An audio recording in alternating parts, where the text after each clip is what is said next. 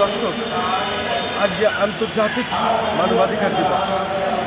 এই আন্তর্জাতিক মানবাধিকার দিবসে আমরা সকাল থেকে আজকে জাতীয় প্রেস ক্লাব এবং বিভিন্ন স্তরে আমরা মানবাধিকার নিয়ে কথা বলছি। বিশেষ করে যারা আমরা মানবাধিকার করি এবং এই দেশে আমরা কি দেখেছি সেই বিষয়ে আমরা কিছু কথা তুলে ধরছি এবং প্রত্যেক বছরের মতো এবারও আমরা সেই কথাগুলোই বলছি।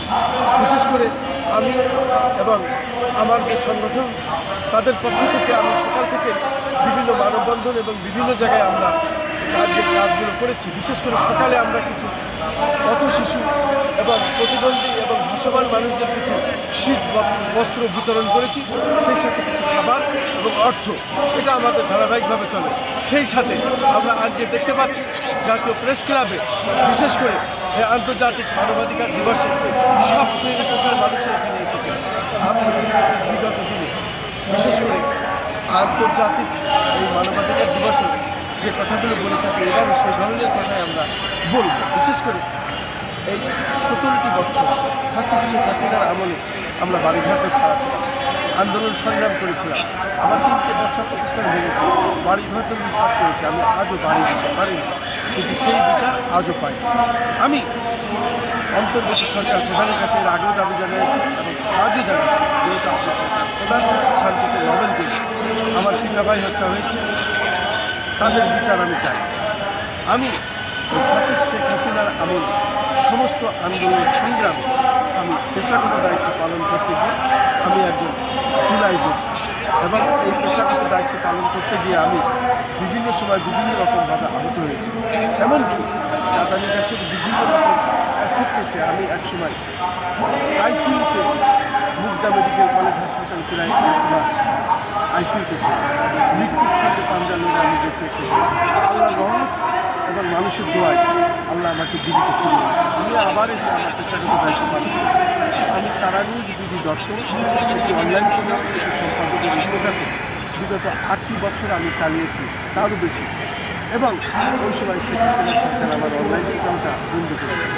তারপরে আমি প্রায় 12টি ইউটিউব চ্যানেল করেছি এবং এই চ্যানেলগুলি আমি প্রতিনিয়ত কাজ করে যাচ্ছি এবং এই কাজের যে কী পরিশ্রম, কী শ্রম, মেঘ বৃষ্টি ঝড় এবং আন্দোলন সংগ্রাম সমস্ত জায়গায় আমি কাজ করেছি।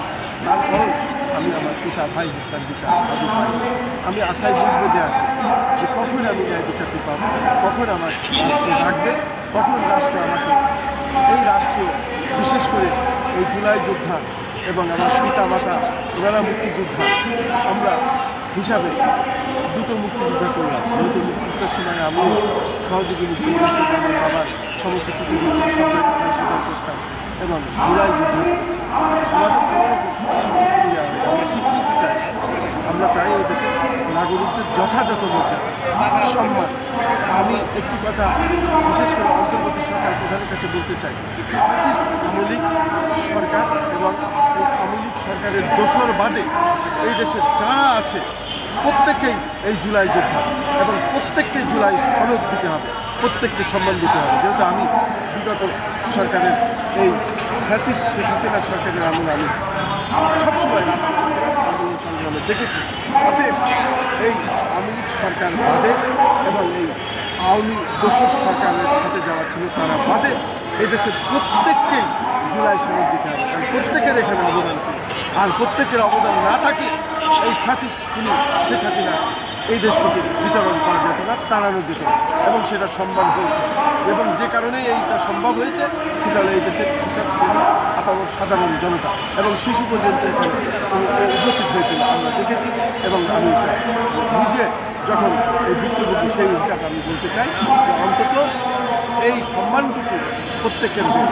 এই জুলাই সনদে ফ্যাসিস্ট শেখ হাসিনা আওয়ামী লীগের সরকার এবং এই 14 দলীয় জোট বাদে আওয়ামী সরকারের সাথে যারা যারা জড়িত, বিশেষ করে এই সরকারের সাথে থেকে যারা মানুষ হত্যা, গুম, আইনাঘর করেছে তাদের বাদে এদেশের প্রত্যেকটি নাগরিককে সম্মান দিন এবং তাদের জুলাই সনদ দিন। আজকে আমি আন্তর্জাতিক মানবাধিকার দিবসে আমি আমার কথা এইভাবে আমি ব্যক্ত করছি জাতীয় প্রেস ক্লাবের মধ্যে। আমি একজন সাংবাদিক হিসাবে, দেশের নাগরিক হিসাবে, যেটা আমার চোখে দেখা, যেটা আমার দেখা এবং যেটা আমি ভিডিও ফুটেজ করেছি সব কাজগুলো আমার কাছে আছে, সেগুলো আমার চ্যানেলে দেওয়া আছে।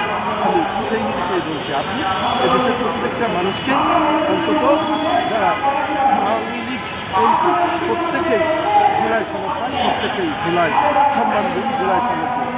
আজকের মতো আমি এখানে শেষ করছি। আসসালামু আলাইকুম।